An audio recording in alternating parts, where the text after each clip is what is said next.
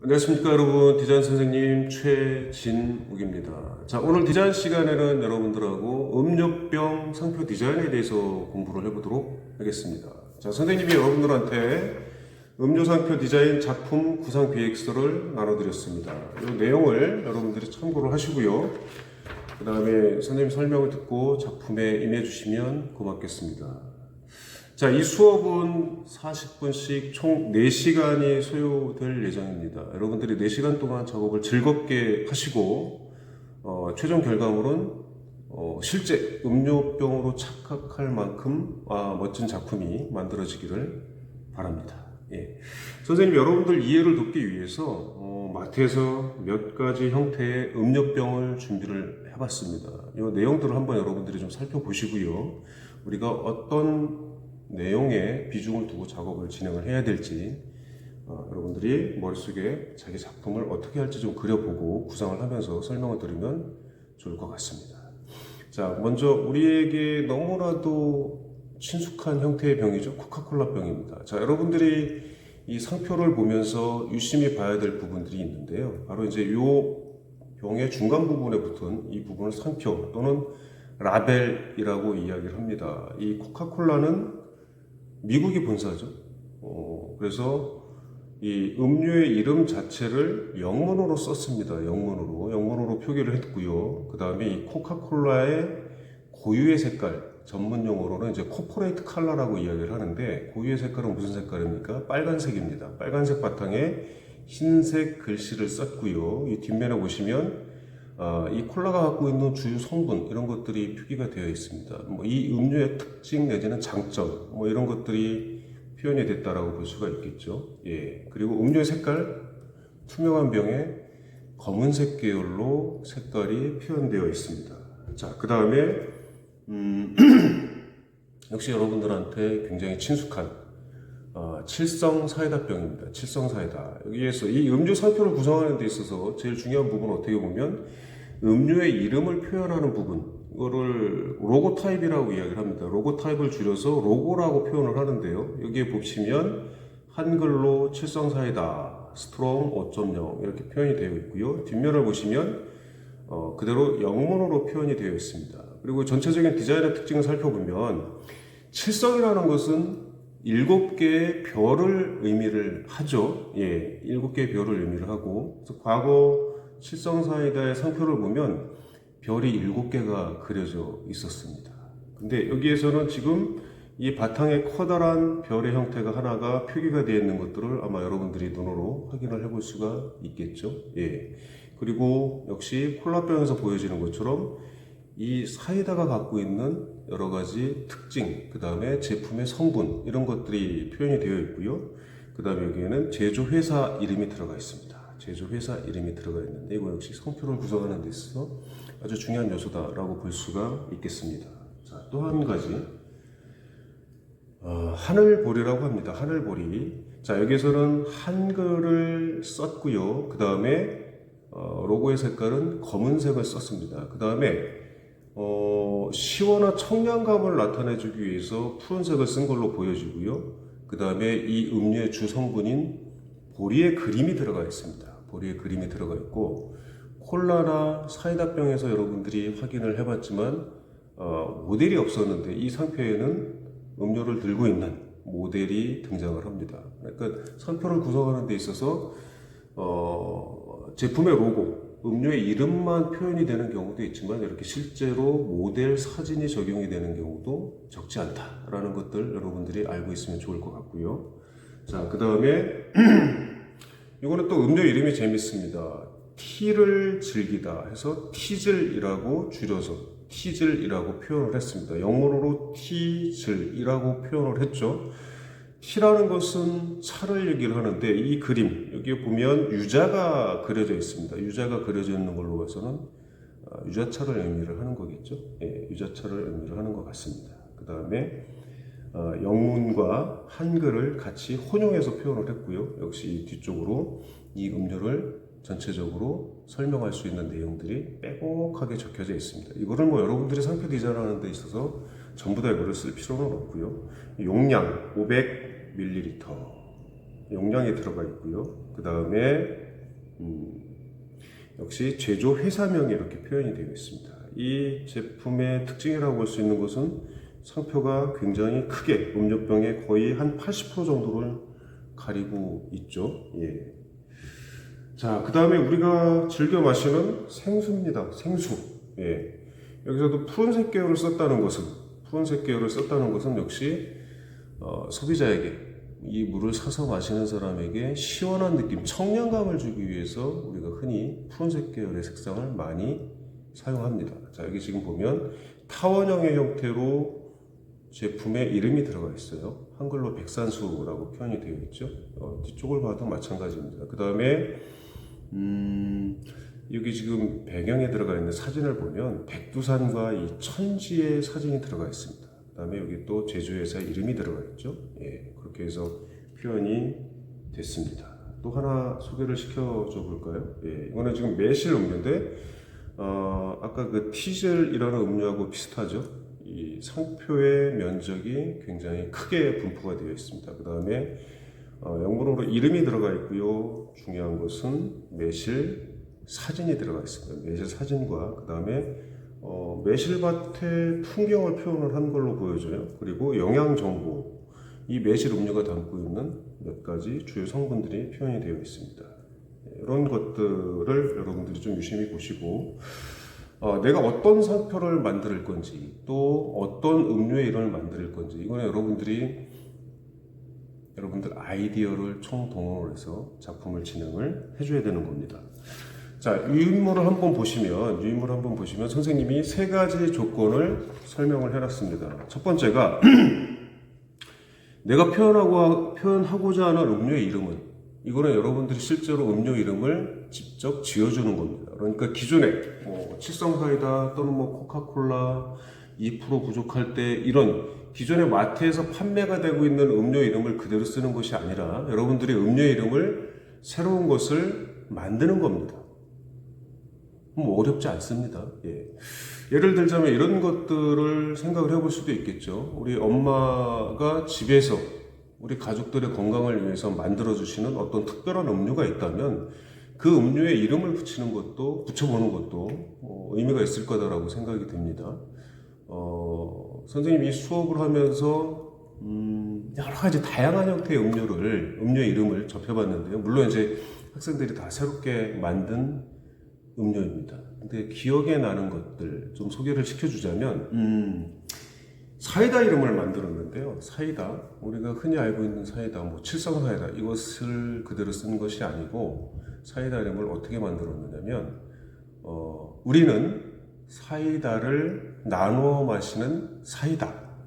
음료 이름을 이렇게 지었는데 선생님 그 이름을 보고 굉장히 재미있다라는 생각을 했습니다. 다시 한번 얘기를 하면 사이다 이름이 우리는 사이다를 나눠 마시는 사이다. 어떻습니까? 여러분들 굉장히 재미있지 않습니까? 자, 선생님이 조금 전에 소개시켜준 이 음료병 이름을 다시 한번 확인을 시켜보자면 티를 즐기다, 그죠? 예, 그래서 그거를 두 글자로 줄여서 티즐이라고 표현을 했습니다. 그리고 영문으로도 이렇게 표현을 했죠. 그러니까 여러분들이 이런 내용들을 참고로 해서 새로운 형태의 음료 이름을 만들어 보는 것이 중요하다라는 얘기입니다.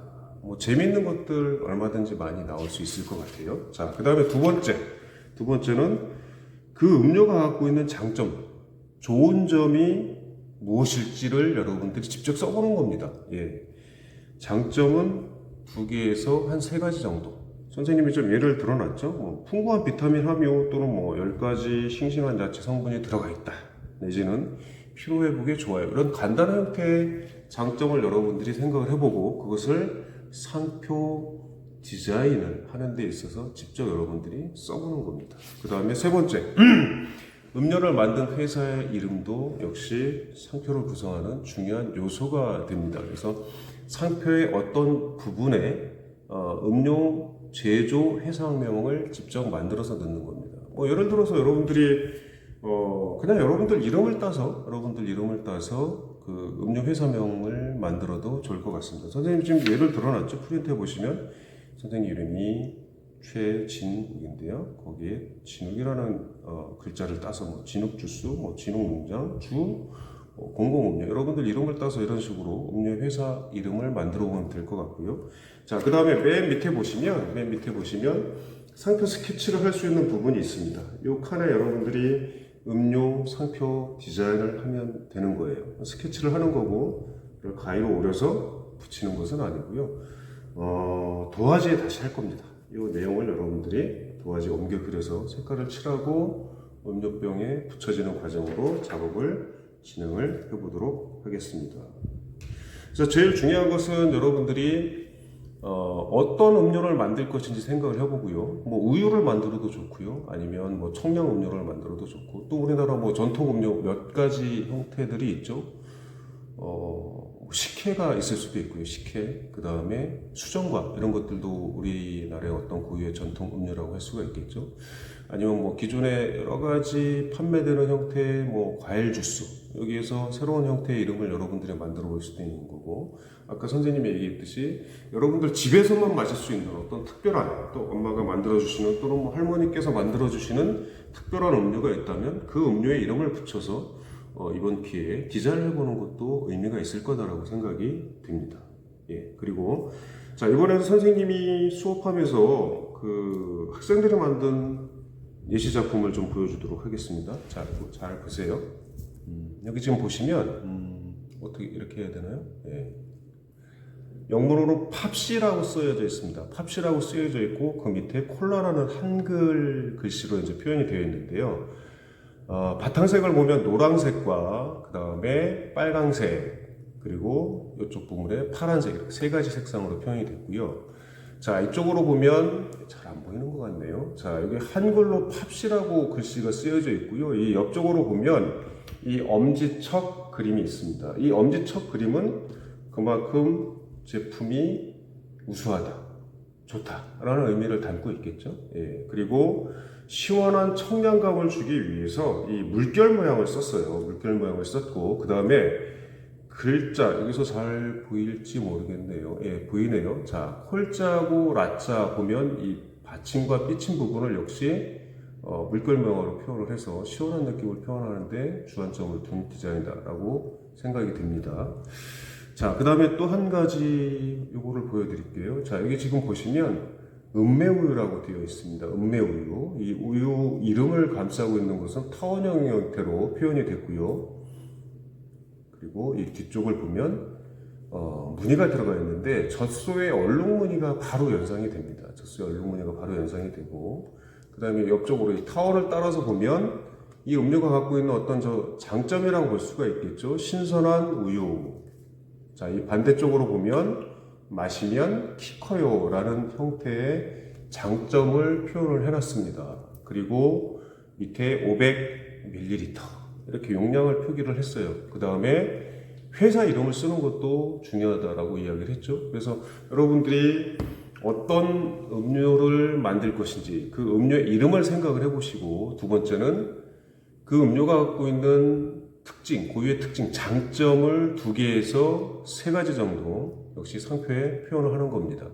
그 다음에 마지막으로 그 음료를 만든 회사 이름까지 여러분들의 상상력을 동원을 해서 상표를 구성을 한다라고 생각을 하시면 되는 거고요.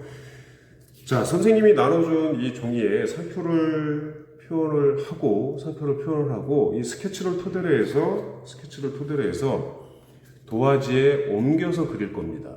옮겨서 그린 다음에 색깔을 색연필이나 아니면 네임펜, 뭐 사인펜으로 색깔을 칠하는 것도 괜찮습니다. 그런데 선생님이 추천해 주는 거는 색연필이나 가능한 네임펜을 쓰시는 것이 좋습니다. 왜 그러느냐면 색연필은 좀 수성이어서 물이 묻으면 번지는 경우가 있습니다. 그래서 네임펜을 쓰는 것을 권장을 하나, 네임펜이 없으면 뭐 사인펜을 쓰셔도 무방합니다. 대신 사인펜을 썼을 때 이 상표 디자인 표면에 물기가 묻지 않도록 신경을 써주는 것이 중요합니다. 자, 그 다음에 여기서 선생님이 이제 중요한 내용 2가지를 설명을 할 거예요. 이 용지가 있죠. 이 도화지. 그리고 또 여러분들이 상표를 스케치할 수 있는 요 칸이 있는데, 이 칸에서 중요한 거는 음료에 이름이 들어가는 면적이 너무 넓게 자리를 잡으면 곤란하다라는 얘기입니다. 그래서 선생님이 보기에는 대략 이 폭이, 음료에 이름이 들어가는 폭이 한 5cm 정도면 충분할 것 같아요. 5cm 정도.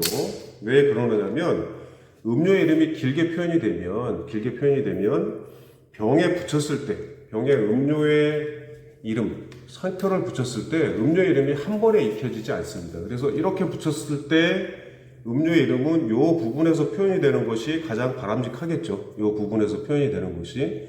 이 부분에서 음료의 이름이 길어진다면 그 이름을 한 줄, 두 줄, 세 줄까지 이렇게 풀어서 쓸 수 있을 겁니다. 그래서 음료 이름이 짧거나 길거나 어쨌든 이 면적 정도에 충분히 들어갈 수 있게, 아까 얘기했듯이 대략 넓이는 한 5cm 정도면 충분할 거다라고 보여지고요. 그 다음에 나머지 부분에 그 음료하고 관련된 뭐 그림이나 글자 또는 제조회사 이런 것들이 적절하게 배치가 되는 것이 좋겠고요. 자, 그 다음에 도화지를 이렇게 나중에 붙일 건데요. 이 겹쳐지는 부분이 있습니다.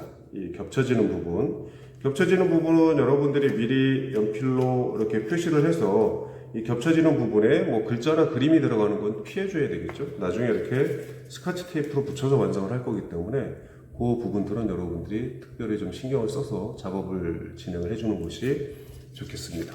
예. 자, 그러면 선생님이 일단 1차적인 설명을 여기서 마칠 거예요. 여기서 마치고 이제 여러분들하고 같이 고민을 하면서 상품 디자인을 해보고 상표 디자인을 해보고 그것을 색깔을 칠하고 그 다음에 병에 붙이는 과정까지 설명을 하고요. 작품이 어떻게 마무리가 되는지 설명을 이어서 하도록 하겠습니다. 자, 지금 이제 1차적인 설명을 여기서 마치도록 하겠습니다.